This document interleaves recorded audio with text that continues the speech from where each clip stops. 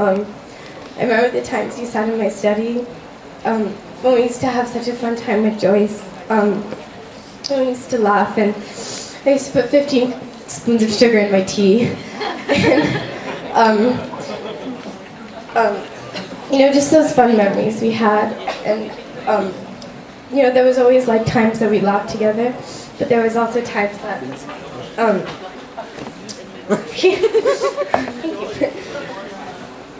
there was also times that we were serious, when we just talked about the different problems or issues we had to deal with in our lives.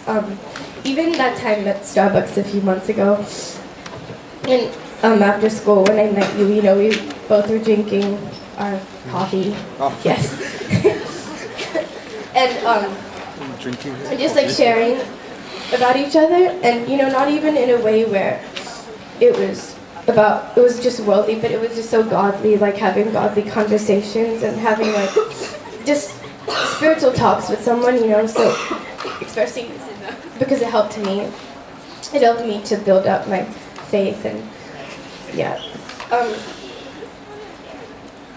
I just have lots of memories with you because you knew me before I was a Christian and after I was a Christian, and through the transition of me studying the Bible. And I just really treasure those memories, and I know that I'll never forget them when you go to campus, and I love you very much.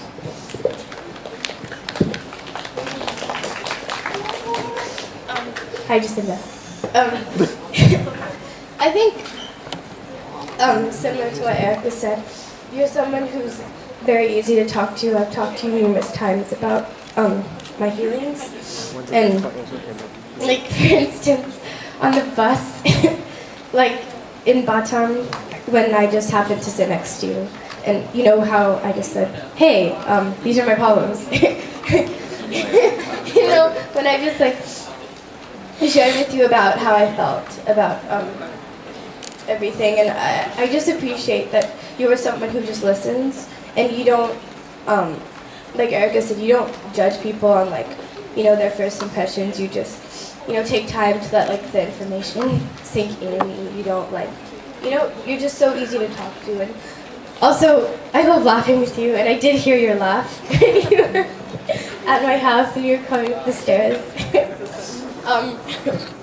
I think just laughing with you about silly things, and it's just so encouraging that you're someone who's so joyful, and whenever I see you, you always give me a hug and you always give me a smile, and it lifts me up, whenever I come to church or after I've had a bad week of school. It just really encourages me when I can step in and just see you smile and see you warm. And I think when you go into the campus, you're definitely going to have a great path ahead of you, and you're really going to do great for God. I think going from teens to campus, it's like a major transition, from you're being the oldest to being one of the youngest in the next group. And I'm sure that you're one of the people who have a lot of courage. You're bold, you speak to me, the truth and love.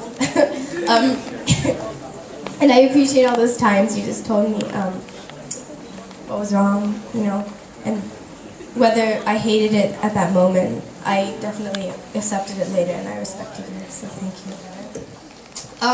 But I think these last few days, when you and Sharon came over to my house, it really hit me how awesome you were, because I wasn't as close to you as I was in the past, but when I just saw the amount of joy you had, when I just saw even with quiet times, even when you read the Bible, you analyze it so well, and when you were praying, it was so awesome for you to. Yeah, I loved your praying, and I just felt so close to you when we just sat and talked, and on the nights, 12 midnight, when I was sick, but you always just told me what to do, drink water and eat food, but.